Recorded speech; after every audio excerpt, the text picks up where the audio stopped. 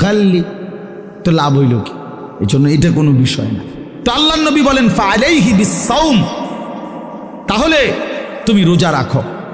ফাইন্নাহু লাহু বিজাউন, এবং এটার মধ্যেই তোমার জন্য প্রতিষেধক রয়েছে। সবর করো, রোজা তোমাকে সবর করতে শিখাবে। রোজা তোমার চরিত্রকে পবিত্র রাখতে শুরু করে শেখাবে। এটা রাসূলুল্লাহ সাল্লাল্লাহু আলাইহি ওয়াসাল্লামের নববী প্রেসক্রিপশন, এটা নবীজির প্রেসক্রিপশন, নবীজির ঔষধ।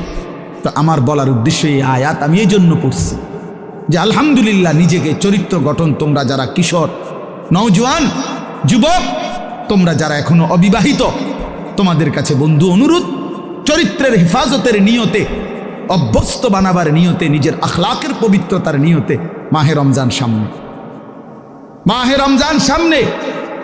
এবারের রমজানে টার্গেট নাও 30 দিনের রোজার মাধ্যমে দিল থেকে আল্লাহর কাছে এইভাবে 30টা দিন হাতে গুনে তুমি আল্লাহর সাথে ওয়াদাবদ্ধ হও যে আল্লাহ 30 দিন আমি রোজা রাখবো, এবং যৌন চাহিদা, লজ্জাস্থানের চাহিদা, অশ্লীলতা, বেহায়াপনা, নর্তকী, নাচ গান, উলঙ্গ ছবি দেখা, নারীকে নিয়ে চিন্তা ভাবনা, মেয়েকে নিয়ে অশ্লীল চিন্তা ভাবনা, অবৈধ কোনো প্রেম সম্পর্ক, হারাম কোনো রিলেশন, এ সব ত্যাগ করে বন্ধু 30টা দিন মনোযোগ দিয়া রোজা রাখো। তারাবি পড়ো, ইফতার করো, সাহারি করো, তসবি পড়ো, তেলাওয়াত করো, কোনো আলেমে দ্বীনের সাথে উঠা বসা করো, ইমাম সাহেবের সাথে সম্পর্ক করো।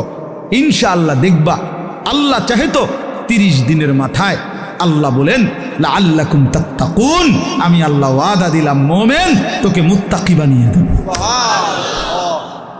কে আমাকে বানাইলেন? কোত্থেকে আসলাম? কেন আসলাম?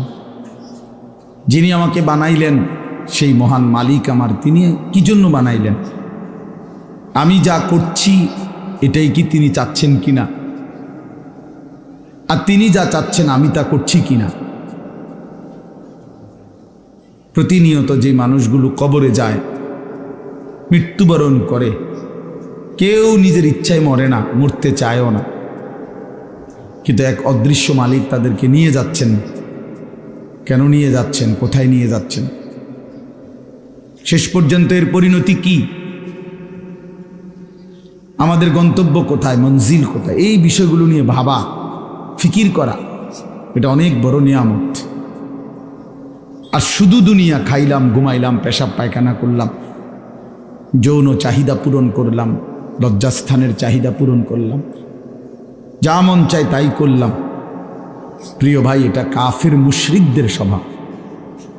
কোরআনুল কারীমে স্পষ্ট আছে, আল্লাহ তাআলা বলেন কাফিরদের কথা হলো মা হিয়া ইল্লা হায়াতুনা দুনিয়া, জীবন বলতে আর কিছুই নয়, শুধুই দুনিয়া, এটাই জীবন। নামুতু ওয়া নাহইয়া, মরছি, বাঁচতেছি, কেউ মরে কেউ বাঁচে, এই জীবন। খাইয়া পয়রা দুনিয়া, ভোগ বিলাসিতার দুনিয়া, চাওয়া পাওয়া, প্রাপ্তি অপ্রাপ্তি, সবটাই দুনিয়া। আল্লাহ তাআলা কোরআনুল কারীমের মধ্যে বলেন এটা কাফিরদের কথা। ওয়াকালু মা হিয়া ইল্লা হায়াতুনা দুনিয়া।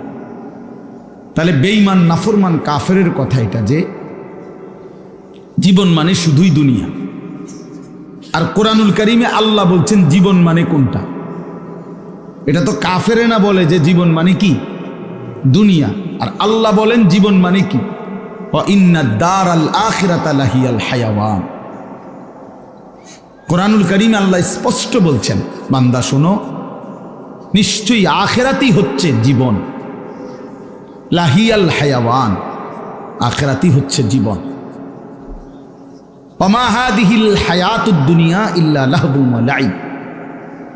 আল্লাহ তাআলা বলেন, এটা একটু নামাইলে ভালো আছে, অপারেটর ভাই এটা একটু নামাই দেন, সামনে এটা একটু উঁচা মনে হচ্ছে, দেন, হ্যাঁ ছেড়ে দেন, হইছে। আল্লাহ তাআলা বলেন দুনিয়ার জীবন বান্দা আর কিছুই নয়, ইল্লা লাহবুন ওয়া লাইব, শুধুই তামাশা, শুধুই খেলাধুলা। তাহলে আল্লাহ বলছে দুনিয়া খেলাধুলা, দুনিয়া তামাশা। তাহলে জীবন কোথায়? আখিরাত। জীবন কোথায় বলে? আখিরাত। আর বেঈমানের কথা হলো জীবন কি খালাস। অতএব ইমানদার এবং বেঈমানের মধ্যে নিজেকে বুঝে নেওয়া উচিত, নিজের পরিচয় নিজেই তালাশ করে নেওয়া উচিত। আসলে আমি ইমানদারদের অন্তর্ভুক্ত না বেঈমানের অন্তর্ভুক্ত। আমার মানসিকতা দেখলে, চলাফেরা দেখলে বুঝাই যায় কে ইমানের পথে আছে আর কে কুফুরির রাস্তায় আছে। এটা আন্দাজ করা যায়, এটা বুঝাই যায়। যার যখন যা মন চায় তাই করা। আমার যা মন চায়, চুল, জামা, শার্ট, প্যান্ট, হাঁটা চলা, কথাবার্তা, রুচি, আচার আচরণ, খাবার দাবার, লেনদেন, আয় রোজগারে কোনো হালাল হারামের পার্থক্য নেই। নিজের মারেও দেখে, পরের বোনকেও দেখে, আপন বোনের দিকেও তাকায়, রাস্তার নারীর দিকেও তাকায়। তার মানে হালাল হারাম বলতে কিছু নেই। ন্যায্য বেচ্চা টাকাও নেয়, সুদের টাকাও নেয়, যা মন চায় তাই। অর্থাৎ হালাল হারাম, জায়েজ না জায়েজের, আল্লাহ রসুলের বিধিবিধানের কোনো পরোয়া যে করে না, মনের ইচ্ছা মতো যে চলে, এর উদাহরণ আল্লাহ কোরআনে দিছে। ফাতবাহু শাইতান, দুইটা আয়াতে ওই দেখেন, মানে কিছু বেয়াদব থাকবেই। এই যে একজন, মানে কিছু ছেলে থাকবেই বেয়াদব, শেষ পর্যন্ত গাদ্দার। যে হুজুর আপনি নিষেধ করলে কিছু আমি শুনবো না, আমি কোনো সময় কারো কথা শুনি না, আজকে হঠাৎ আপনার কথা শুই না, আমি এই বেয়াদবি করবো কেন? এখন কেমন লাগলো? তুমি যে লজ্জা পাইলা, বলো বাবা, আমি কি সুন্দর করে বলছিলাম কিনা বলেন? প্রথম আমি অনেকেই নামায় ফেলছে, নামাইছে না, তা তুমি শুনলা না কেন? এখন তো সবাই দেখলো তোমার। এই জন্য এইটা একটা মানসিকতা যে আমার মনে যা চাই তাই। এবারে এনে কারো বিধিনিষেধ মানব, আমি এমন মানুষ না। তো আল্লাহ তাআলা বলেন সূরা আরাফের মধ্যে আছে, ফাতবাহু শাইতান, শয়তান যার পিছে লাগছে। ওয়ালাকিন্নাহু আখলাদা ইলাল আরদ, পরের আয়াতে আছে যে এই দুনিয়াটাকেই স্থায়ী মনে করে নিছে। ওয়াত্তাবা হাওয়াহু, আহারে আল্লাহ, ওয়াত্তাবা হাওয়াহু, এবং যে মনের ইচ্ছা মতো, মনের চাহিদা অনুসরণ করে, তার মনে যা চায় তাই। তিনটা জিনিস, শয়তান যার পিছে লাগছে, দুনিয়াটাকেই যে স্থায়ী মনে করে নিছে, মনের ইচ্ছা মতো যে চলছে। প্রিয় বাপ, সবাইকে বলি, আমাকেও বলি, আপনাদেরকেও বলি, আল্লাহর কসম কোরআনে বলছি, এখানে সব আলেম হাফেজ আছে, আর হাফেজ তো এনে বসাই, হাফেজ গড়ার কারিগর। তো আল্লাহ তাআলা বলেন এই আখলাক যাদের, ফামাসালুহু কামাসালিল কালব, কোরআন শরীফের আয়াত। আল্লাহ বলেন এই লোকের উদাহরণ হলো কুত্তার মতো, কুত্তার মতো, কুত্তার মতো, কুত্তার মতো, কুত্তার মতো। এটা কুত্তার মতো। কালব অর্থ কি? ফামাসালুহু কামাসালিল কালব। আল্লাহ তাআলা বলছেন নিজের পরিচয় মিলায় নাও দোস্ত, নিজের জিন্দেগি মিলায় নাও। সারাদিনে এক ওয়াক্ত নামাজ পড়তে মন চায় নাই, আর নিজের মনে যা চাইছে তাই করলা, খালাস। নিজের পরিচয় হিসাব করে নিলে ভালো। আল্লাহ তাআলা পরিচয় দিছে, ফামাসালুহু কামাসালিল কালব, তার উদাহরণ কুত্তার মতো। ইন তাহমিল আলাইহি ইয়ালহাস আও তাতরুকহু ইয়ালহাস। আল্লাহ বলেন কুত্তার স্বভাব, দৌড়ানি দিলেও জিব্বা লম্বা করে হাঁফায়, ছাইরা দিলেও জিব্বা লম্বা করে হাঁফায়। কুত্তা দাঁড়াইয়া থাকলেও জিব্বা লম্বা করে, শ্বাস নেয় এরকম করে, আর দৌড়ানি দিলেও জিব্বা লম্বা করে শ্বাস। অর্থ হইল পাইলেও জিব্বা লম্বা করে, না পাইলেও জিব্বা লম্বা করে, জিব্বা লম্বা করে। এই জন্য দোস্ত, আল্লাহ তাআলা স্পষ্ট পরিচয়। এরপরে যদি কারো লজ্জা না হয় তো তারে আর কি করবে? এরপরে যদি কারো বিবেক না থাকে যে আরে যা বেটা, আমারে কুত্তা কক, শুয়োর কক, আমার বেডি আমি সামু, আমি মোবাইলে সামু চাই, আবার কিতাক মানুষ কক না গরু নালে ছাগল, আমি নারী দেখবই, আমি ছবি দেখবই, আমি অশ্লীল দৃশ্য দেখবই, আমি সেজদা দেব না।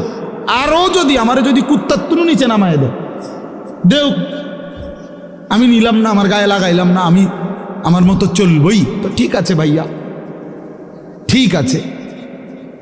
লাস্তা আলাইহিম বিমুসাইতির, আল্লাহ বলছে নবী আপনি কারো উপরে বল প্রয়োগকারী না, যে তারে যাইত্যা দইরা নলে তোরে কল্লা হালাই দেবো তুই যদি নামাজ না ফরস, এমন এমন জিম্মাদার আপনি না।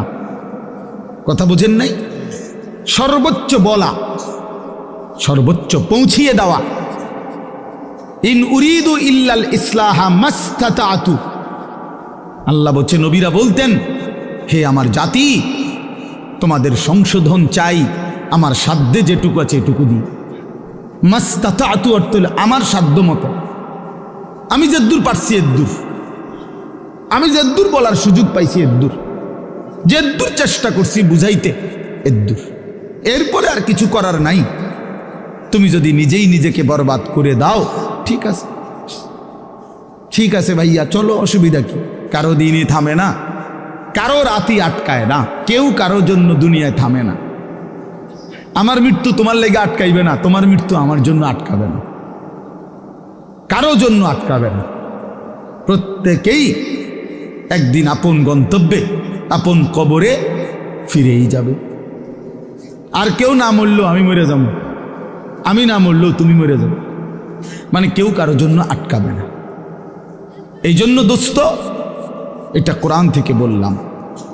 আল্লাহ তাআলা বলেন আরাআইতা মান ইত্তাখাযা ইলাহাহু হাওয়াহু আফা আনতা তাকুনু আলাইহি ওয়াকিলা আম তাহসাবু আন্না আকসারাহুম ইয়াসমাউনা আও ইয়াকিলুন ইনহুম ইল্লা কাল আনআমি বাল হুম আদাল্লু সাবিলা।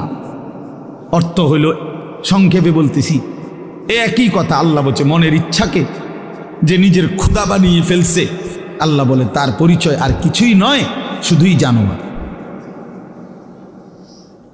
ইনহুম ইল্লা কাল আনআম, সে আর কিছুই নয়, শুধুই জানোয়ার। আনআম মানে কি? চতুষ্পদ জন্তু, এটা না? বাল হুম আদাল্লু সাবিলা, আল্লাহ বলেন বরং সে জানোয়ারের চাইতেও বেশি পথ হারা, গুমরাহ। কেন? এক কুকুরও বুঝে এই লাঠিটা যে উঠাইছে ওটা দিয়ে আমারে মারবে, তাই জন্য কুকুর ভাগ্যা যায়। তাহলে কুকুরেরও এদূর আকল আছে যে আমারে এই লাঠির থেকে বাঁচা উচিত, কিন্তু এই জানোয়ারে, এই চতুষ্পদ জন্তু বুঝে না যে এই গুনাহ আমারে জাহান্নামের আগুনে জ্বালায়ে ফেলবে, এটাও যে বুঝে না, এতটুকু আকলও যার কাজ করে না, এজন্য আল্লাহ বলছে বরং সে জানোয়ারের চাইতেও বেশি পথ হারা। বাল হুম আদাল্লু সাবিলা, জানোয়ারে যেদূর রাস্তা চিনে, আল্লাহ বলছে এদূরও চেনে, এতটুকু চেনে, তার চাইতে বেশি পথ হারা, তার চাইতে বেশি পথ হারা। হাইওয়ান জানোয়ার তো এটা বুঝে যে আমার উপরে শরীয়তের কোনো বিধানে নাই, তো আমার আর হালাল হারাম কি? কথা বোঝেন না? গরু ছাগলের কোনো হালাল হারাম কিছু আছে? পাক নাফাক কিছু আছে? জায়েজ না জায়েজ কোনো কিছু আছে? আখেরাত পরকাল, বিচার আচার, মিজান, ফলসেরাত, এটা কিছু আছে? কিচ্ছু নেই, কিচ্ছু নেই। তাইলে কুকুর খারাইয়া মুতলেই কি, বইয়া মুতলেই কি? কিন্তু মানুষ নামের এই কুকুর খারাইয়া মতে কেন? মানুষ নামের এই কুকুর খারাইয়া মতে কেন? অত অসুবিধা নাই। প্রকৃত কুকুর তো খারাইয়া মুতলে, ঠ্যাঙালগি দিলে, তার জন্য তো এটা গুনাহ না, কারণ তার তো গুনার কোনো সিস্টেমে নাই। কিন্তু মানুষ নামের এই কুকুর যে খারাইয়া মতে, তার তো গুনাহ হয়। তাহলে বোঝা গেল সে তো ওই চতুষ্পদ জন্তুর থেকেও বেশি পথ হারা। প্রিয় বন্ধু, নিজের উপরে দয়া করো, নিজের উপরে রহম করো। প্রিয় সাথী, নওজোয়ান, নিজের ভালো বুঝো। এই জন্য বললাম, আত্মপরিচয়, আত্ম উপলব্ধি অনেক বড় নিয়ামত। নিজেকে বুঝা, নিজেকে চেনা, আত্মসম্মান। মানুষের আত্মসম্মান বড় সম্পদ। অনেক মানুষ আছে পৃথিবীতে আত্মমর্যাদার কারণে প্রয়োজনে না খাইয়া মরে যায়, কিন্তু মাথা নোয়ায় না কারো কাছে। প্রয়োজনে সে মরে যাবে, কিন্তু হাত পাতবে না কারো কাছে। সাহারায় ওরা ধুকে মরে, তবু পড়ে না শেকল পদ্ধতির। এটা আমরা কবি নজরুলের কবিতায় পড়ছিলাম যে কেন আল্লাহ তাআলা নবী সাল্লাল্লাহু আলাইহি সাল্লামের জন্য মক্কার কুরাইশদেরকে অধিকাংশ সাহাবী হিসাবে নির্বাচন করলেন কেন? পৃথিবীতে একমাত্র জাতি ছিল মক্কার কুরাইশরা, যারা প্রয়োজনে সাহারা মরুভূমিতে মরে যাবে দুকে দুকে, কিন্তু কারো গোলামি, কারো সামনে ঘাড় নোয়ানো, কারো পরাধীনতা স্বীকার করা, এইটা তাদের স্বভাবে ছিল না। এই জন্য আরব উপদ্বীপে এই মক্কার জনগোষ্ঠীর উপরে তৎকালীন যুগে দুইটা সুপার পাওয়ার ছিল। একটা ছিল রোম সাম্রাজ্য, একটা ছিল পারস্য সাম্রাজ্য। ওই দুই সাম্রাজ্যের কেহই কোনোদিন একদিনের জন্য আরব এই উপদ্বীপে মক্কাবাসীর উপরে ক্ষমতা, প্রভুত্ব তাদের আয়ত্তায় আনতে পারে না। এটা ঐতিহাসিক কথা। মানে তাগরে ঘাড় নোয়াই তারে না, পারে নাই তাগর লগে কি।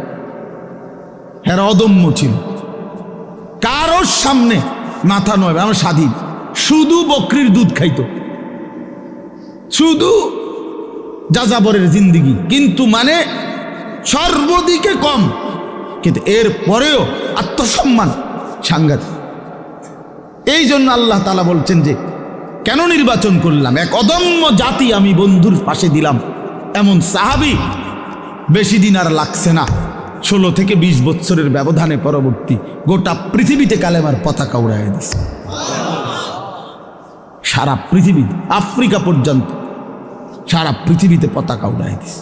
জেন দিয়ে গেছে এনতে সাফ, কারণ ওই যে চেতনাটা সাংঘাতিক ছিল, আত্মসম্মান সাংঘাতিক, আত্মমর্যাদা। আটলান্টিক মহাসাগরের পারে দাঁড়িয়ে নবীর সাহাবী উকবা ইবনে নাফে বলছে যে হে এলাকাবাসী, তোমরা বলো এই সাগরের ওই পারে আর মানুষ আছেন? তখন জনবাসী, এলাকাবাসী বলছে ওই সাগর তো অথই সাগর, আমাদের পূর্বপুরুষ থেকে কারো জানা মতে এই সাগরের ওই পারে মাটিও নাই, মানুষ তো পরের খবর। এ তো অথই সাগর, এর কোনো কুল কিনারা নাই। হযরত উকবা ইবনে নাফে 22 বছর বয়স্ক সাহাবী, পুরো আফ্রিকা বিজয় করে এই আটলান্টিক মহাসাগরের পারে দাঁড়িয়ে নিজের ঘোড়ার 2 পাও ভিজাইছে, ঘোড়ার পাও পানি, সাগরের পানিতে ভিজাইয়া এরপরে আল্লাহকে বলছে, আল্লাহ তোমার বান্দারা সাক্ষী দিছে সাগরের ওই পারে নাকি কোনো মানুষ নাই, এই জন্য আমি থেমে গেলাম। যদি খোদার কসম মাওলা একজন লোক বলতো ওই পারে একজন মানুষ আছে, আমি আল্লাহর কসম রব এই ঘোড়া নামায় দিতাম, ওই লোকটার কাছেও কালেমার দাওয়াত পৌঁছাইতাম। একজনের জন্য আমি সাগর পাড়ি দিতে রাজি আছি, কিন্তু কেউ তো বলে না আর কোনো লোক নাই, এজন্য থেমে গেলাম। এই ছিল জিন্দিগি বন্ধু। এজন্য বললাম, প্রিয় ভাই আমার, সবাই সবাই যার যাদ, তোমারে নিয়া আমারে নিয়া ইয়াহুদিয়ে নাচায়, বান্দরের খেলা খেলায়।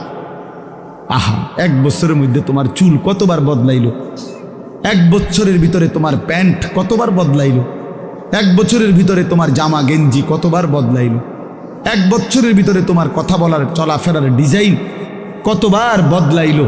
তাইলে তোমারে নিয়া বেঈমানে বান্দর খেলা খেলা, বেঈমানে ডুগডুগি বাজায়, আর তুমি নাচো। ছি ছি ছি ছি ছি। কথা তো ছিল এই, আমাদের বাংলাদেশের একজন বক্তা আছেন, বড় দিল দরদি বক্তা, হযরত মাওলানা মুফতি নজরুল ইসলাম কাসিমি দামাত বারাকাতুহুমুল আলিয়া। উনি বলছেন যে আমি জীবনের এই 35-40 বছরে ইউরোপের শত শত দেশে প্রতিনিয়ত ভ্রমণ করছি, যে ইউরোপ আমেরিকার এক স্টেটে নাস্তা খাইছি, আরেক স্টেটে দুপুরের খাবার খাইছি, এইভাবে অনবরত সফর করছি, কিন্তু কোনোদিন জীবনের এই লম্বা সময়ে গোটা ইউরোপে আমার এই পাঞ্জাবি টুপি লেবাস একদিনের জন্য বদলাই নাই। আর এই গোটা ইউরোপের কোনো এয়ারপোর্টে কোনোদিন আমার 1 ঘন্টার জন্য 10 মিনিটের জন্য আটকায়ও না। আমার পাসপোর্ট আমার লেবাস বরাবর, আমার পাসপোর্টে লেখা আমার ধর্ম ইসলাম, আমার পোশাকও বলে আমি মুসলমান, খালাস, আমার আটকায় নাই। এই জন্য দোস্ত আমার, বন্ধু আমার, আত্মমর্যাদা আত্মসম্মান অনেক বড় সম্পদ।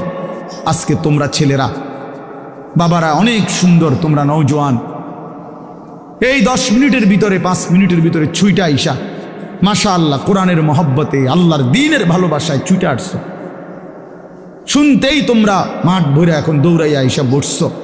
এটা ভালো দিক, এটা প্রশংসনীয় দিক, এটা বুঝাই গেল। তোমরা যেই মনে করো আমি আসছি তো আসছো, কিন্তু বাকি এটা তো জানো যে আমরা তো আল্লাহর কথাই বলি, অন্য তো কোনো কারণ নাই, এখানে কোনো ত্রাণও নাই, রিলিফও নাই, এখানে অন্য কোনো টাকা পয়সা বিলি নাই, বন্টন নাই, শুধুই আল্লাহর কোরআনের কথা বলা হবে, এটাই মাকসাদ। তো এইটাই শুনতে আসছো, মহব্বত করেই ছুটে আসছো, ভালোবাসা নিয়েই বসছো। আমি তোমাদেরকে জন্য অনুরোধ করি প্রিয় ভাই, আরেকটু আল্লাহর জন্য আগাও, দ্বীনের জন্য আরেকটু আগাও, ইসলামের জন্য আরেকটু আগাও। তোমার কলিজায় যেহেতু বুঝেই আসছে ইসলাম সত্য, কোরআন সত্য, আল্লাহ সত্য, রসুল সত্য, আমি মুসলমান, এটা যেহেতু গৌরব তোমার, এটাই যেহেতু ইজ্জত। প্রিয় বন্ধু, তুমি যদি আল্লাহর কথা মানার ক্ষেত্রে, দ্বীন মানার ক্ষেত্রে, নামাজ পড়ার ক্ষেত্রে, আল্লাহকে রাজি খুশি করার ক্ষেত্রে আরেকটু যদি হিম্মত করে আগে বাড়তে পারো, খোদার কসম ইনশাআল্লাহ আগামীর ইসলামের পতাকা তোমাদের হাতেই উড়বে ইনশাআল্লাহ। ইসলাম উড়বে, ইসলামের পতাকা উড়বে। কাফের বেঈমান সব জায়গায় হেরে যাচ্ছে, জালেম সব জায়গায় হেরে যাচ্ছে। 7ই অক্টোবর 2023, 7ই অক্টোবর 2024, কত হইল? 1 বছর। নভেম্বর, ডিসেম্বর, জানুয়ারি, আরো 3 মাস, কত হইল? 15 মাস। প্রায় 15 মাসে এই ইসরায়েলের ইহুদি কুত্তারা গাজা, একটি এলাকায়, ফিলিস্তিনের একটি অঞ্চলে গাজা, এখানে 47,000, তাদের হিসাবে, সরকারি হিসাবে 47,000 ইমানদার মুসলমানকে শহীদ করছে এই গত 15 মাসের অব্যাহত আক্রমণে। 47,000, বাস্তবে আরো অনেক বেশি। আমরা ধরলাম তাদের রিপোর্ট যেটা, এটাই 47,000 ইমানদারের রক্তে ঝরিয়েছে।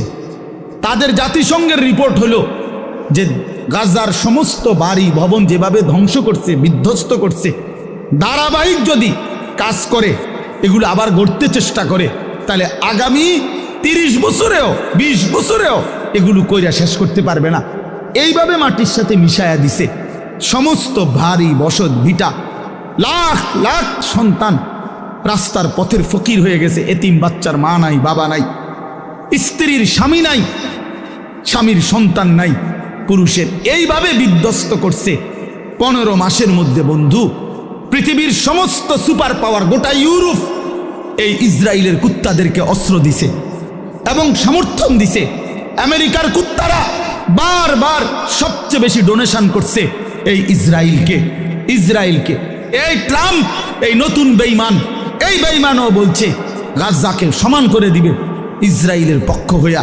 কিন্তু আল্লাহ পাক যেহেতু আছেন, 15 মাস পরেও এত রক্ত ঝরিয়ে, এত অত্যাধুনিক পৃথিবীর সমস্ত মারণাস্ত্র ব্যবহার করে, এভাবে বাড়ি ধসে দিয়ে ইমানদারকে ঘর থেকে বঞ্চিত করার পরেও বেঈমানরা আল্লাহর দয়ায় হেরে গেছে।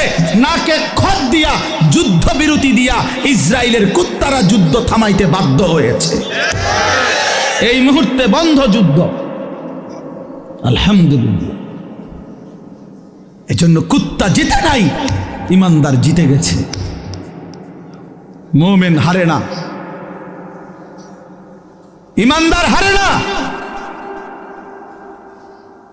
রক্ত ঝরলেও ইমানদার হারে না ছেলেরা, মনে রাখো বাবা। সারা পৃথিবী তোমাদের কাছে আমি অনুরোধ করলাম, সারা পৃথিবী দেখো সিরিয়ার জালেম 54 বছর একটানা এই সিরিয়ায় বাপ ফুতে জুলুম করছে। 54 বছরের স্বৈর শাসক ফ্যাসিস্ট, 54 বছর একটানা তারা দুইজনে বাপ ফুতে জুলুম করছে। 5 লক্ষ সরকারি হিসাবে 5 লাখ ইমানদার মুসলমানকে শহীদ করছে ইয়াতে সিরিয়াতে। কমপক্ষে 30 লক্ষের চাইতে বেশি মুসলমান উদ্বাস্তু যারা ঘর হারা হয়ে গেছে। হাজার হাজার নারী ধর্ষিতা লাঞ্ছিতা হয়ে জেলখানার অন্ধকার কারাগারের অন্ধকার প্রকোষ্ঠে জীবনের 18 বছর। একটা বাচ্চা তো সে জন্মের পর থেকে মায়ের কোলে বড় হইয়া কারাগারেই বড় হইছে। এরকম শত শত মেয়ে যাদের বয়স হয়ে গেছে 18, 16 জেলখানাতে। এই সিরিয়ার এই কুত্তা বাশার আল আসাদ এই জালেমের আমলে। কিন্তু এরপরেও এত রক্ত, 5 লক্ষের চাইতে বেশি মুসলমানের রক্ত ঝরিয়েও জালেম টিকে নাই। 8ই ডিসেম্বর 2024 পলাইতে বাধ্য হয়েছে, পলাইয়া গেছে। সিরিয়া এখন ইমানদারদের হাতে, মুসলিম মুজাহিদদের হাতে। হ্যাঁ, বাংলাদেশের 16 বছরের জালেম 16 বছর প্রতি ইঞ্চি জমিন, প্রতিটা সেক্টর, প্রতিটা বিভাগকে এমন নিখুঁত ছক দিয়ে আঁকছে, নিজের মতো করে করে নিছে যে একটা সুতা বাংলাদেশে পড়বে না এই জালেমের কারণে। সেই বুবুও 5ই আগস্ট পলাইছে, বুবু পলাইছে। আমার জিও কয় বুবু পলাইছে, ছোট্ট গাছ। আমি আব্বু কেমনে পলাইছে? গাড়টি উঠটি লইয়া পলাইছে, গাড়টি উঠটি লইয়া পলাইছে। গাড়টি গুট্টি কইতারে না, গাড়টি উঠটি লইয়া পলাইছে। হ্যাঁ, মজলুমের বিজয় হয়েছে, জালেমের পতন হয়েছে। তাইলে বন্ধু, পৃথিবীতে মুসলমানদের নির্যাতনের মজলুমের কাহিনী ফিলিস্তিনের চাইতে মারাত্মক কোথাও নাই। সেখানেও ইনশাআল্লাহ আবার হবে, ইসরায়েল আবার আক্রমণ করবে। কিন্তু এর পরমাণু এই আক্রমণ করতে করতে আজকে 15 মাসে তাদের ভিতরটা জুরজুরা হয়ে গেছে, কিচ্ছু নাই, কিচ্ছু নাই। শেষ পর্যন্ত আল্লাহ তাআলা কোরআনে যেহেতু ওয়াদা দিছে, ইয়াহুদিরা হচ্ছে অভিশপ্ত জাতি। ইয়াহুদিরা কোনো সময় পৃথিবীতে স্থির হইতে পারে নাই। ইয়াহুদি একমাত্র অভিশপ্ত জাতি, যে জাতি কখনো কোথাও সেটেলড হইতে পারে নাই। এরা যাযাবর, এরা জীবনভর এগোরে তাড়াইছে সব সময়। এই ইসরায়েল থেকেও এই বেঈমানরা, এই ইয়াহুদি কুত্তারা পরাজিত হয়ে একদিন এখান থেকে সরে যেতে বাধ্য হবে ইনশাআল্লাহ। এজন্য মনে রাখো বন্ধু, সবসময় জিন্দিগি একরকম যায় না। আজীবন মুসলমান নির্যাতিত হবে, আজীবন ইমানদার জুলুমের শিকার হবে, আজীবন কোরআনওয়ালা সেজদাওয়ালা অপমানিত হবে। আর সুদখোর, ঘুষখোর, বাটপার, সিটার, জালেম, নাফরমান আর এই তাফালিং করেন না তোমরা আজীবন মাতবরি করবা। আর আলেম ওলামা ইমানদার মুসলমান তালেবে এলেম কোরআন পড়নেওয়ালা এরা আজীবন মাথা নোয়া রাখবে। না না, আসমানওয়ালা আছে মিয়া, মনে রাখো, আসমানওয়ালা আছে। এত খামখেয়ালি মনে করো না, এত খামখেয়ালি মনে করো না, খামখেয়ালি মনে করো। বাংলাদেশের পরিবেশ এই মুহূর্তে কি? বাংলাদেশের পরিবেশটাও যদি কেউ দেখে, আলহামদুলিল্লাহ, একটা দিন মজুর কুলি, ঠেলাওয়ালা, কুলিওয়ালা, মাড়ি গাড়ে, এরকম দিন মজুরেরও স্বপ্ন কলিজায় আমার সন্তান হাফেজে কোরআন হবে। সমাজের সবচেয়ে উচ্চ পদস্থ ব্যক্তি, যে কোটি কোটি টাকার মালিক, 1000 কোটি টাকার মালিক, সেও স্বপ্ন দেখে আমার ছেলেটা হাফেজে কোরআন হবে।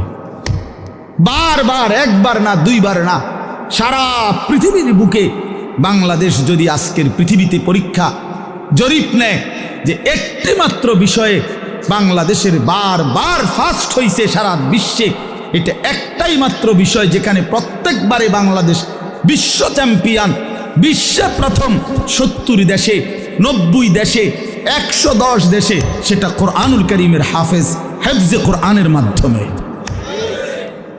আমার দেশের হাফেজে কোরআন যাদের মাতৃভাষা আরবি, আহলে লিসান আরব, সেই আরবের অসংখ্য দেশকে পিছে ফেলে বারবার অনারবি, আরবি যার মাতৃভাষা না এমন সন্তান বাংলাদেশের বারবার কোরআনুল কারীমের হিফজ প্রতিযোগিতায় ফার্স্ট হচ্ছে। সেদিন আল্লামা খালেদ সাইফুল্লাহ আইয়ুবী সাহেব বলতেছিলেন, আমার দেশের তাকরিম, যেই ছেলে বারবার সারা বিশ্বে স্বর্ণ পদক পাইছে, হাফেজ সালেহ আহমদ তাকরিম, উনি বলছেন যে আমার স্বপ্ন যদি কোনোদিন কাবা শরীফের মধ্যে আল্লাহর ঘরে কোনোদিন অনারবি কোনো ইমাম রাখে তো হতে পারে একদিন তাকরিম আগামী দিনে কাবার ইমাম হবে। আর এটা আল্লাহর জন্য অসম্ভব, আল্লাহর জন্য অসম্ভব, এটা সম্ভব। ওমা যালিকা আলাল্লাহি বিআজিজ, আল্লাহর জন্য অসম্ভব না বন্ধু, ইনশাআল্লাহ। দেখ আব্দুল মালিক হাফিজাহুল্লাহ, হযরত মাওলানা আব্দুল মালিক, ওনার আব্বা বলতো, আমাকে কুমিল্লার লাকসামের মানুষ, জাতীয় মসজিদ বাইতুল মোকাররমের এখন যিনি খতিব, পৃথিবীর এমন কোনো আরব দেশ নাই যেই দেশের ওলামায়ে কেরাম ওনারে চিনে না। বাংলাদেশে তিনি যদি পরিচিত হয় 10%, আরব বিশ্বে তিনি পরিচিত 90%। পৃথিবীর আরব দেশের বহু ইউনিভার্সিটিতে এই হজরত আমার দেশের বাইতুল মোকাররমের খতিব যিনি বর্তমান, ওনার কিতাব, আরবি লিখিত বই কিতাব পৃথিবীর আরব দেশের ইউনিভার্সিটির সিলেবাস ভুক্ত, আল্লাহর কসম।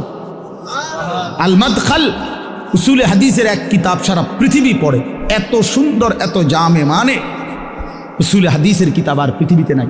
মানে হাদিসের বিষয়ের যত নিয়ম কানুন, হাদিস শাস্ত্রের, এটার উপরে ওনার লিখিত কিতাব, অনেক কিতাব, অনেক কিতাব। আমি বলতেছিলাম ওনার আব্বা হযরত মাওলানা শামসুল হক রাহমাতুল্লাহি আলাইহি, ওনার বাবা আজীবন যেই মাদ্রাসায় মুহতামিম ছিলেন, আমি ওই মাদ্রাসায় মাহফিল করছি, বয়ান করছি, তো ওইখানে গিয়ে শুনছি ওই বাবাই একটা ঘরও দেখছি, ওনার পুরান একটা টিনের ঘর। তো ওনার আব্বা বলতেন সবসময়, হ্যাঁ আব্দুল মালিক, তোরে লইয়া আমার বেশি চিন্তা, তারে দিয়া কি হইব, তারে দিয়া কি তো হইব, মানে তে কেমনে চলবো ভবিষ্যতে। ওনার আব্বাই বলে, বেশি কি করছে, চিন্তা করছে।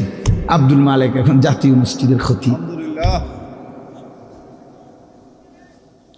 এই জন্য দোস্ত বন্ধু, ইনশাআল্লাহ ইসলামের বিজয় হবে, আগামীর সময় কালেমার বিজয় হবে, কালেমার বিজয় হবে। এই জন্য দোস্ত বন্ধু, নওজোয়ান কিশোর, নষ্ট হইও না, চরিত্রহীন হইও না। এত সহজে, এত অল্প বয়সে 16 বছরে চরিত্র এভাবে নষ্ট করে দিলা, মাত্র 18 বছর বয়সে এত নারী দেখে ফেললা, মাত্র 18 বছরে এত উলঙ্গ ছবি দেখে ফেললা, বাকি জীবন কি করবা বাবা? হ্যাঁ, মাত্র 18 বছর বয়সে এত জিনা ব্যভিচার দেখে লাইলা, ছি ছি ছি, বাকি সময় কি করবা বাপ? বাকি সময় কেমনে চলবা আব্বা বলো? এত অল্প বয়সে এত নোংরা হয়ে গেলা, এত কম বয়সে এত চরিত্রহীন হয়ে গেলা, সারাদিন নারী ছবি কি দেখো মোবাইলে তোমরা, আমরা বুঝি না বাবা। কতবার চুলের ডিজাইন বদলাইলা বাপ, কারে দেখাইতা? কয়জন বেডি তোমার বাইতাইছে? তুমি যে এতবার ডিজাইন বদলাইলা, কেডা আইছে তোমার সেহুনি? হ্যাঁ, সিনেমার কোন নর্তকী তোমারে ফোন দিছে তাই শুনি? তুমি যে বেডিরে দেখা আখলাক নষ্ট করতেছ, চরিত্র নষ্ট করতেছ, শরীরের যৌবনটা শেষ করতেছ, নিজের হাতকে লজ্জাস্থানের গুনাহ করে নষ্ট করে দিতেছ। প্রিয় বন্ধু, এর চাইতে বেশি তো আর বলতে পারি না, কিন্তু বিনিময়ে কোন নর্তকী তোমার বাড়িতে আসছে? হ্যাঁ, সিনেমার কোন নর্তকী, হিন্দি সিনেমার কোন নর্তকীরে তুমি চিনছ বলো ভাইয়া? কেন আখলাক নষ্ট করে দিলা? কেন চরিত্র নষ্ট করে দিলা? কয়জনে নামাজ পড়ছো আজকে মাগরিবের নামাজ বলো ভাইয়া? আমরা তো আলহামদুলিল্লাহ আল্লাহর দয়ায় আমার একদিনের ব্যস্ততা দেখলেও তো আপনি মাথা ঘুরাইব, কিন্তু এই ব্যস্ততার ভিতরে দিয়েও তো মাগরিবের নামাজও তো আমার এখানে এসে মাহফিল ধরতে হবে। আমি আনোয়ার ভাইয়ের সাথে কথা বলছি আসরের সময় যে ভাই আমার একটু দেরি হইব, মেহমান আসছে, মাদ্রাসায় জরুরি কাজ ছিল আমার, কিন্তু আলহামদুলিল্লাহ ব্যস্ততা ঠিক আছে, কিন্তু জামাত মাগরিবের নামাজ তো জামাতে পড়ছি। ওই দৌলতপুরের একটা গ্যাস ফিল্ড আছে, এটার মসজিদ। কেমনে নামাজ ছেড়ে দিলা ভাইয়া? চেহারা সুরত দেখলেই তো বোঝা যায় কতদিন হয় নামাজ পড়ো। ওফ, আল্লাহকে ডাকো না। তে আল্লাহকে এমনি ভুলে গেলা, রাসূলকে এভাবে ভুলে গেলা, ধর্মকে এভাবে অপমান করলা, মাকে এত বড় বেইজ্জতি করলা। 2 বছর যে মা দুধ পান করাইছে, তোমারে তিল তিল করে বড় করছে, এই উদ্দেশ্যে যে তুমি 16 বছর বয়সে শুধু নারী দেখবা, ছবি দেখবা, মোবাইলে উলঙ্গ দৃশ্য দেখবা, তুমি মালিকের একটা সেজদা দিবা না, 1 ওয়াক্ত নামাজ পড়বা না, তোমার মা বুঝি তোমার এই জন্য দুধ খাওয়াইছিল না? হ্যাঁ, তোমার বাবার তিল তিল করা টাকা, বেচারা কেউ 16 বছর বিদেশ, কেউ 18 বছর বিদেশ, রক্তটা পানি করে পয়সা রোজগার করে, কি পরিমাণ ঘাম শরীরটা দিয়া ঝরে আরব দেশে মরুভূমিতে। আহা, 12 ঘন্টা 14 ঘন্টা 16 ঘন্টা ডিউটি করে প্রবাসী, কি পরিমাণ ঘাম ঝরে এক এক প্রবাসী। প্রতিটা টাকার মধ্যে, প্রতিটা দিনার দিরহামের মধ্যে, প্রতিটা রিয়ালের মধ্যে ঘামে ভিজা, ঘামে ভিজা। এত ঘাম, এত কষ্ট করে যে মানুষটা স্ত্রীর আদর পায় না, ছেলে মেয়েদের আদর পায় না, 18 বছর 16 বছর 14 বছর, যার একটা ছোট বাচ্চা আছে, মনে করো মেয়ে আছে, ছেলে আছে ছোট, সে দেশে, বাবা বিদেশে, কি পরিমাণ বাচ্চাটা বাপকে দেখতে মন চায়। আমি তো ওই আমার সাথীদেরকে জিজ্ঞাসা করেন, আমার গাড়িতে রাতের যদি 3টা বাজেও আমি যাই, 2:30 3টায়, আমার ছোট মেয়ে 3 বছর বয়স, কোনো সময় কোনো দিনও ঘুমায় না। আমি যতক্ষণ না যাই ওই ঘুমায় না। একটা দৌড় দিয়া দরজা সে খোলে, কলিং বেল টিপ দিলেই সে বোঝে আব্বু আসছে। তার মার সাথে সে আইসা গেটের সামনে দরজা খোলে, তো ও যখন হাসে আমার কাছে মনে হয় গোটা পৃথিবী হাসে। তো এমন আদর যেই বেচারা বছরের পর বছর কোরবানি করে দিছে সন্তানদের জন্য, একটু মুখে হাসি ফুটাবে স্ত্রীর জন্য, তো সেই বাবার সন্তান হয়ে তুমি এইভাবে জীবন শেষ করে দিলা। এটা ইনসাফ হলো ভাইয়া? বলো বাবা, বলো। প্রিয় বন্ধু আমার, বাপ আমার, সন্তান আমার, ছেলে আমার, কিশোর নওজোয়ান, আমি এক ফেরিওয়ালার মতো চিৎকার করে বললাম যে নিজেকে নষ্ট করে দিও না ভাই। আখলাক বড় সম্পদ, চরিত্র বড় সম্পদ। নারীর আসক্তি, জিনা ব্যভিচারের দৃশ্য, উলঙ্গ দৃশ্য, নারীর লোভ, বিশ্বাস করো তোমার দুনিয়াও শেষ করে দিবে, আখিরাতও শেষ করে দিবে। আল্লাহর নবী বলছে ফাত্তাকুদ দুনিয়া ওয়াত্তাকুন নিসা।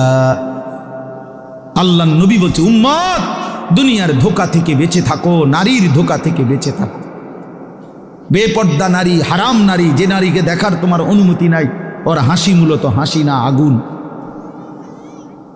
ওর রূপ যৌবন মূলত যৌবন না, ওইটা জাহান্নামের কয়লা, আগুনের কয়লা, ওই তোমারে বরবাদ করে দিবে। আল্লাহর নবী সাল্লাল্লাহু আলাইহি সাল্লাম বলছে যুবক, যদি কষ্টই হয়, যদি কষ্ট হয় যৌবন ধরে রাখতে, তাহলে ফাআলাইহি বিসসাওম, রোজাই রাখো, রোজা রাখো, রোজা রাখো। ফাইন্নাহু লাহু বিজাউন, কেননা রোজার মধ্যে যৌন শক্তি প্রতিরোধের প্রতিষেধক আছে, অ্যান্টিবায়োটিক। রোজা রাখো। আল্লাহ নবী সাল্লাল্লাহু আলাইহি ওয়াসাল্লাম ইয়া মাশারাশ শাবাব, ডাইরেক্ট ডাক দিছি, ইয়া মাশারাশ শাবাব, হে যুব সমাজ। কি মজাদার শব্দ, নবীজি নিজে বলছে, যুবককে আলাদা বলছে, হে যুব সমাজ। মান ইসতাতাআ মিনকুমুল বাআতা ফালিয়াতাযাওয়াজ, যার বিবাহের সামর্থ্য হয়েছে, 1 নম্বরের আর্থিক সামর্থ্য, 2 নম্বর শারীরিক সামর্থ্য, তো তুমি বিবাহ করো। ফাইন্নাহু আগাদ্দু লিল বাসার, বিবাহ তোমার চোখ নিচের দিকে হেফাজত করবে। ওয়া আহসানু লিল ফারজ, লজ্জাস্থানকে পবিত্র রাখবে গুনাহ থেকে।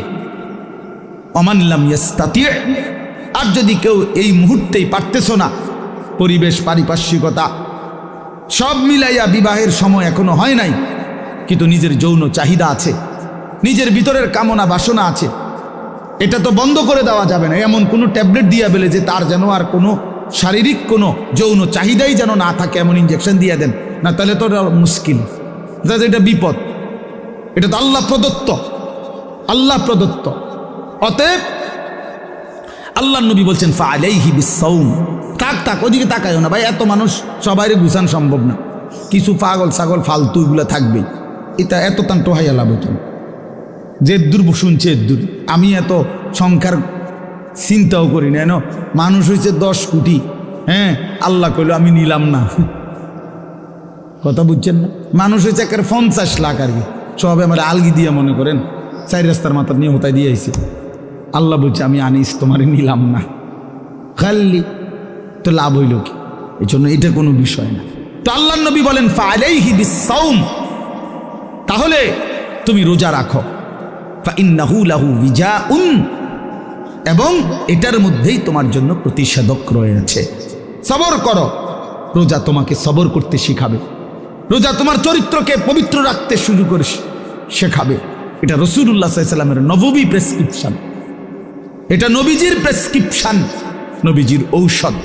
তো আমার বলার উদ্দেশ্য এই আয়াত আমি এই জন্য পড়ছি যে আলহামদুলিল্লাহ নিজেকে চরিত্র গঠন, তোমরা যারা কিশোর, নওজোয়ান, যুবক, তোমরা যারা এখনো অবিবাহিত, তোমাদের কাছে বন্ধু অনুরোধ, চরিত্রের হেফাজতের নিয়তে, অভ্যস্ত বানাবার নিয়তে, নিজের আখলাকের পবিত্রতার নিয়তে মাহে রমজান সামনে, মাহে রমজান সামনে।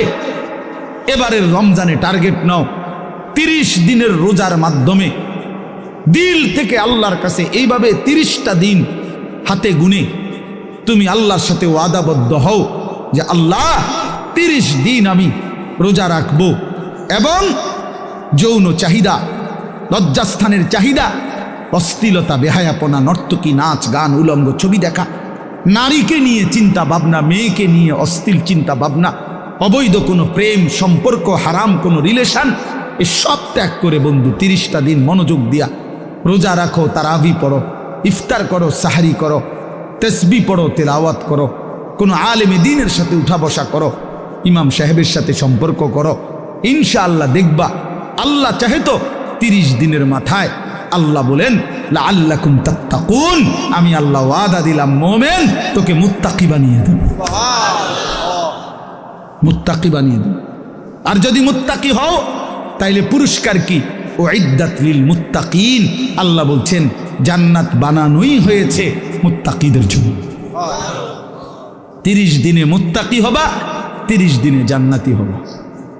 ইয়া আইয়ুহাল্লাযীনা আমানু, হে ঈমানওয়ালা, আল্লাহ বলেন জানো ঈমান তোমার পাসপোর্ট, আমি পাসপোর্ট নিলাম 30 দিন আগে।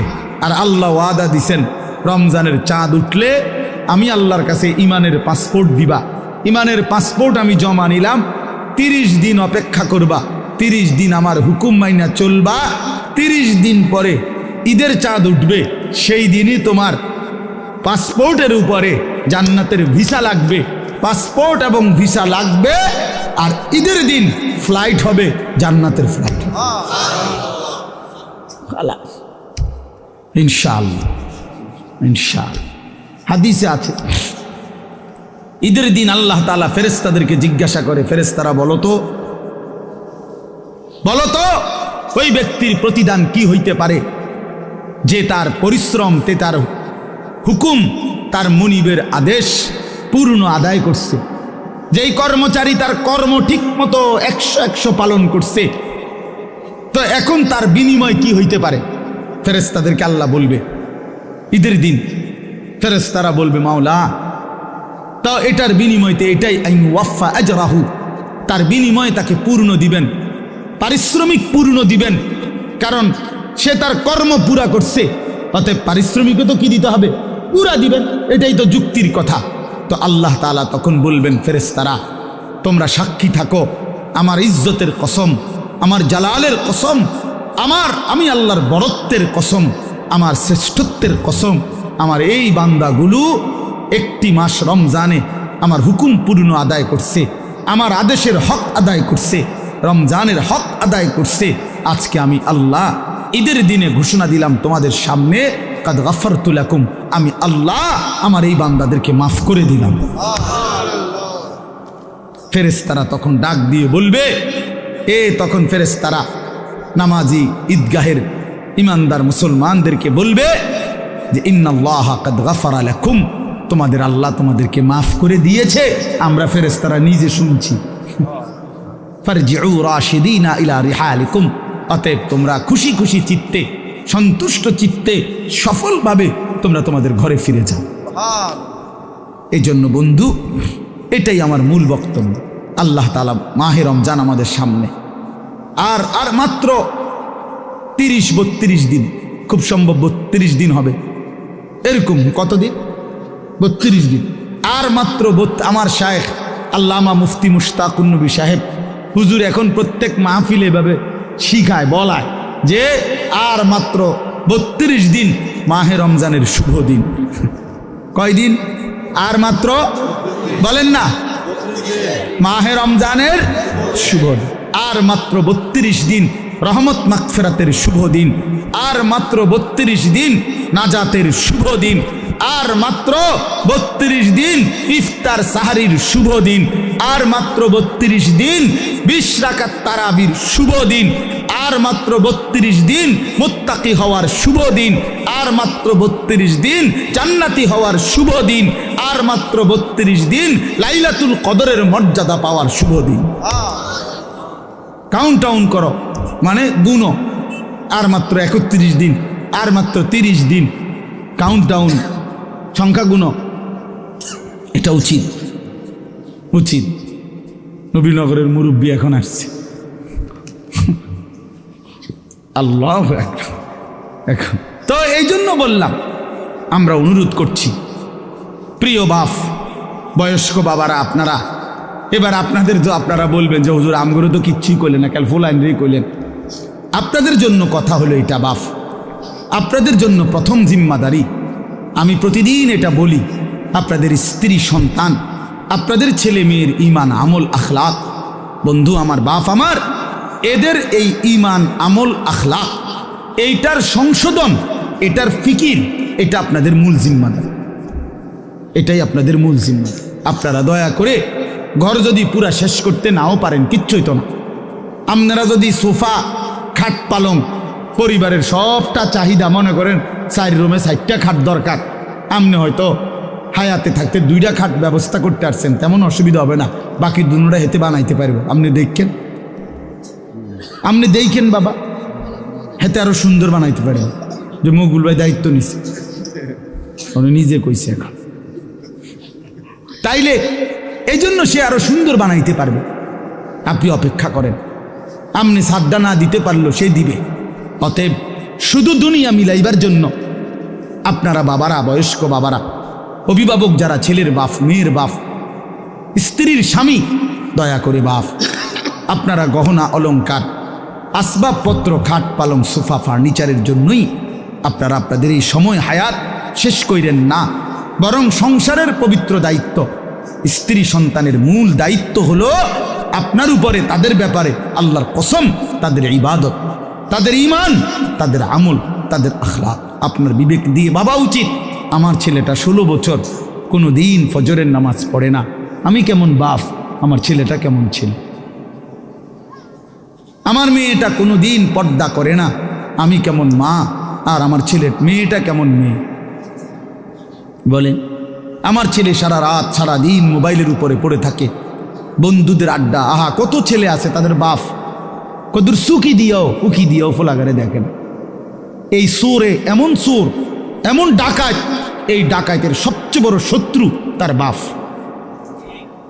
এই ডাকাইতের শুধু সুরের মতো আইসা ভাত খাইয়া যায়, সর্বোচ্চ চেষ্টা করে বাপে যেন না দেখে, বাপে যেন না দেখে, কোনো রকমে চুরি করিয়া ঘরে ঢুইকা বাটটা খাইয়ে আবার বাইর হয়ে যায়, আবার মোবাইল নিয়া বন্ধুদের আড্ডায়, আহা, কারণ সে জানে, সে শত্রু মনে করে তাকে, যে তাকে কিছু নিষেধ করে অশ্লীলতা গুনার থেকে, যে কাছে তাকে কিছু রাগঢাক করব, কিছু ধমক দিব, এই জন্য সে, যে তাকে উপকার করতে চায় সে তাকে দুশ্মন মনে করে। আর যে বন্ধু তারে একটার পর একটা অশ্লীলতা, নারী, ছবি বেহায়াপনার মধ্যে লাগাইয়া রাখে, সে তাকেই কেবল বন্ধু মনে করে, ও ফ্রেন্ড, আর বাবা দুশ্মন। ওই হলো বন্ধু। বন্ধু হলো সে যে আমার নিজের এমবি শেষ হয়ে গেলেও যে বন্ধু নিজের এমবি দিয়া, নিজের মোবাইল দিয়ে আমার উলঙ্গ ছবি দেখতে হয় দেয়, সেই তো বন্ধু। সেই তো বন্ধু। বন্ধু তো সে যে আমি মদের আড্ডা চিনতাম না, আমার প্রিয় বন্ধু আজকে আমাকে নেশার জগতে, অন্ধকার জগতে আমারে ঢুকায় দিছে, সেই তো বন্ধু। সেই তো বন্ধু যে আমি নারী চিনতাম না, কোনো মেয়ের সাথে আমার সম্পর্ক প্রথমে ছিল না, আমার বন্ধু নামের ইবলিস, আমার বন্ধু নামের শয়তান আমার একটা নারীর সাথে সম্পর্ক করে দিছে, একটা মেয়ের সাথে পরিচয় করায় দিছে। আল্লাহ রসুল সাল্লাল্লাহু আলাইহি ওয়াসাল্লাম বলছে কিয়ামতের আলামত অনেকগুলোর মধ্যে 4টা আলামত এরকম নবী বলছে, আতা আর রাজুলু ইমরাআতাহু আক্কা উম্মাহু আদনা সাদিকাহু আকসা আবাহু। নবীজি বলছেন এই 4টাও কিয়ামতের আলামত। একটা হলো ব্যক্তি তার বউয়ের গোলামি করবে, মার নাফরমানি করবে, বাবাকে দূরে সরায় দিবে, বন্ধুকে আপন করে নিবে। এই 4।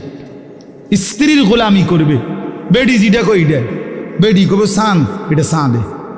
দুপুরে মনে করেন, দুপুরে যদি বউয়ে কয় কি সুন্দর চাঁদ উঠছে, আসলে তো চাঁদ এত সুন্দর হয়, তুমি না বললে তো খেয়াল করতাম। বোঝেন না মকবুল ভাই? কয়টা দুপুর 12টায় চাঁদে। আরে বলো কি তুমি, তুমি না বললে তো ভাবতেই পারতাম না যে চাঁদ এত সুন্দর হয়। কিন্তু এই কথাটা তো বলা উচিত, বেডি রে, কি গো বেডি, কি কইলা তুমি, দুপুর 12টা বাজে বুঝি চাঁদ ওঠে না? ও বলছে, ওয়াইফ বলছে এইটাই চাঁদ, এটা সূর্য, এটা মানুষের কাছে সূর্য লাগলো, এটা আমার ওয়াইফে যেহেতু বলছে চাঁদ, এটা চাঁদ। এরকম অসভ্য, এমন গোলাম, নারীর গোলাম, নারীর চাকর, স্ত্রীর চাকর, মাকে জুলুম করে। আক্কা উম্মাহ। আল্লাহ নবী সাল্লাল্লাহু আলাইহি ওয়াসাল্লাম হচ্ছে 3টা গুনাহ, সবচেয়ে বড় গুনাহ। একটা হলো আল ইশরাকু বিল্লাহ, আল্লাহর সাথে শিরিক করা। 2 নম্বর হলো উকুকুল ওয়ালিদাইন, মা বাবার নাফরমানি করা। 3 নম্বর হলো শাহাদাতুজ জুর আও ক্বালা কাউলুজ জুর, মিথ্যা সাক্ষ্য দেওয়া অথবা মিথ্যা কথা বলা।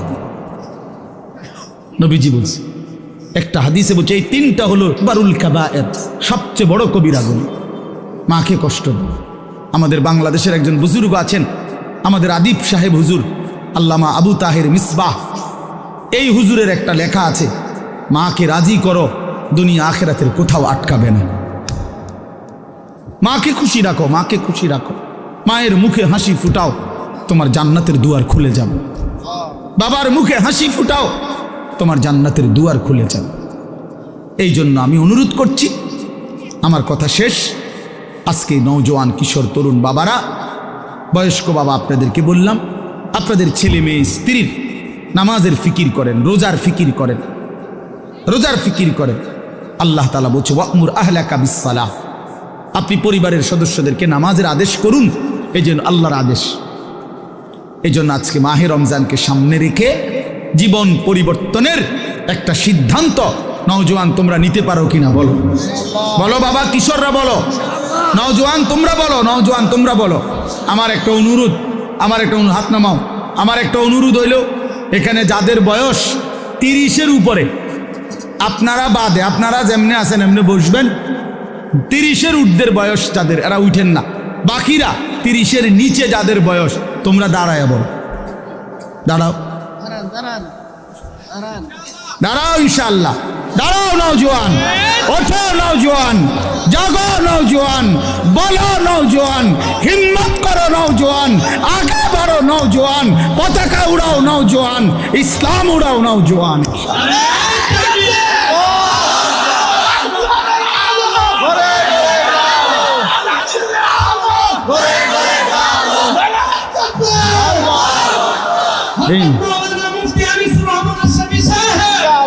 মাশাআল্লাহ, ঠিক আছে, ইনশাআল্লাহ নামাজ পড়ো বাপ, আল্লাহকে রাজি করো, দিনকে মানো, ইনশাআল্লাহ তোমার হাতে ইসলামের পতাকা উঠবে, ইনশাআল্লাহ কালেমার পতাকা উঠবে। ছিটকে পড়ো না, আমি বললাম পতাকা কেউ না কেউ তুলবেই, ইসলাম বিজয় হবেই হবে, কিন্তু তুমি কামে লাগলা কিনা এটা দেখার বিষয়। আবারও বলছি, প্রয়োজনের মুহূর্তে যদি দল থেকে ছিটকে পড়ো, ইমানের পতাকা যদি তুমি ধরতে না পারো, মাহাদির পতাকা যদি তুমি ছুঁইতে না পারো, দাজ্জালের বিরুদ্ধে যদি সিনা টান করে দাঁড়াইতে না পারো, একদিন তোমার মৃত্যু হবে বেঈমানের মৃত্যু, কুকুর বিড়ালের মৃত্যু, জন্তু জানোয়ারের মৃত্যু হবে। মনে রাখো, নারী তোমারে একদিন জাহান্নামে নিয়ে, অশ্লীল ছবি তোমারে জাহান্নামে ফেলে দিবে, দুনিয়াতেও ঘৃণিত হবে, লাঞ্ছিত হবে, লাঞ্ছিত হবে। এই জন্য দয়া করে চরিত্রহীন হইও না, আখলাক নষ্ট করো না। মাহে রমজান আমাদের কিশোর তরুণ নওজোয়ান এদের পরিবর্তনের জন্য হাতিয়ার হোক, আমি এই দোয়া করি, এই কবুল করি। আল্লাহ তাআলা আমাদের وقال نبينا صلى الله عليه وسلم من صام رمضان إيمانا واحتسابا غفر له ما تقدم من ذنبه اللهم صل على محمد وعلى آل محمد كما صليت على إبراهيم وعلى آل إبراهيم إنك حميد مجيد اللهم بارك على محمد وعلى آل محمد كما باركت على إبراهيم وعلى آل إبراهيم إنك حميد مجيد سبحانك لا علم لنا إلا ما علمتنا إنك أنت العليم الحكيم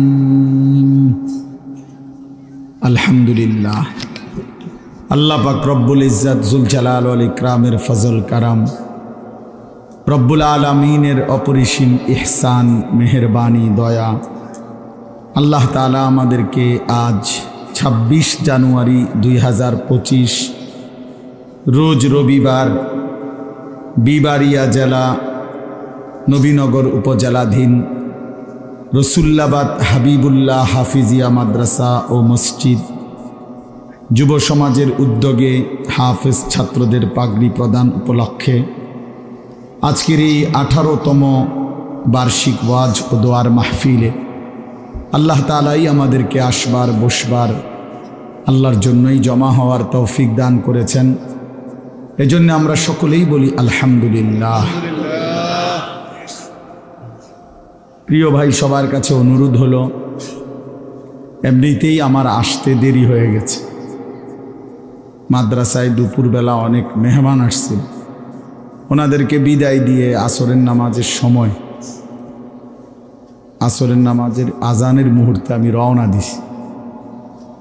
এরপরে এইটুকু সময় লাগছে। তো অল্প কিছুক্ষণ সময় আমরা সামান্য কিছু কথাই আরজ করতে চাই। ব্যক্তিগতভাবে সবার কাছে অনুরোধ, নওজোয়ান ছেলে তোমাদের কাছে অনুরোধ, প্রত্যেকের এই হাতে যেই মোবাইলগুলো এগুলো নামায় ফেল। একজনও হাতে মোবাইল ধরে ভিডিও করা, রেকর্ড করা কিচ্ছু করা যাবে না। আমি পরিষ্কার নিষেধ করলাম, উপরে নিচে ডানে বামে সবাইকে বললাম, মেহেরবানি করে এই হাতে যেই না এগুলো থাকুক, স্ট্যান্ডগুলো হাতে, যাদের হাতের মোবাইলগুলো নামায় ফেল। বিষয়টা যদি কারো মানতে কষ্ট হয় তাহলে সে চলে গেলে ভালো, কোনো অসুবিধা নাই। 2-1 শ্রোতা কমে গেলে তেমন সমস্যা হবে না, কিন্তু আমার এই কথাটা মানা দরকার। কম হোক বেশি হোক, আল্লাহর কথা আসলে নিজেদের জন্য, নিজের পরিবর্তনের জন্য, নিজের ভালোর জন্য। তা আমি যদি নিজের জন্য কিছুই উপলব্ধি না করি, শুধু মোবাইলটা নিয়ে ব্যস্ত থাকি, তো দিল জমে না, দিলে কথা জমে না। প্রিয় ভাই, পরিবর্তন দরকার। গতানুগতিক শুধু একটা আয়োজন করলাম, সবসময় করতে হয় এজন্য করলাম। গত বছর 17তম, তো এবার 18তম, আগামী বছর 19তম। তো প্রতি বছর করতে হয় একটা মাহফিল, এই জন্য করা, এটা যেন না হয়, তাহলে লাভ হইল কি? এই জন্য দয়া করে আজকের মাহফিলে আল্লামা মুফতি আমজাদ হোসেন সাহেব বয়ান করবেন।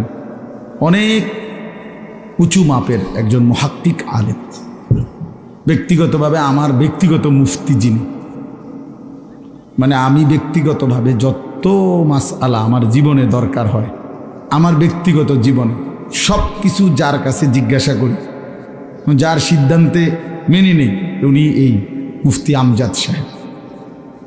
আমি ওনার ফতুয়ার উপরে খুব আস্থা রাখি, অনেক তাহকিকওয়ালা আলেম। আর এরপরে যিনি প্রধান আলোচক তিনি তো তিনি, এজন্য আল্লামা মুফতি আরিফ বিন হাবিব উনি যার দ্বিতীয় কফি খুঁজে পাওয়াটাই মুশকিল। তো ওনার প্রশংসা আর কি করা, আলহামদুলিল্লাহ বাংলাদেশ না, হাজারো লাখো ওলামায়ে কেরামের হৃদয়ের মানুষ, পছন্দের মানুষ, আস্থাভাজন মানুষ, নীরবে অতিরিক্ত কোনো লাফালাফি ফালাফালি ছাড়া এক নীরব সাধক যে আল্লাহর কথা বলে যাচ্ছে এবং কোরআন সুন্নাহর বিশুদ্ধ তথ্যটা যেটা আমরা খুঁজে নিতে অনেক সময় লাগত, উনি এরকম সাগর মহাসাগর বলা যায়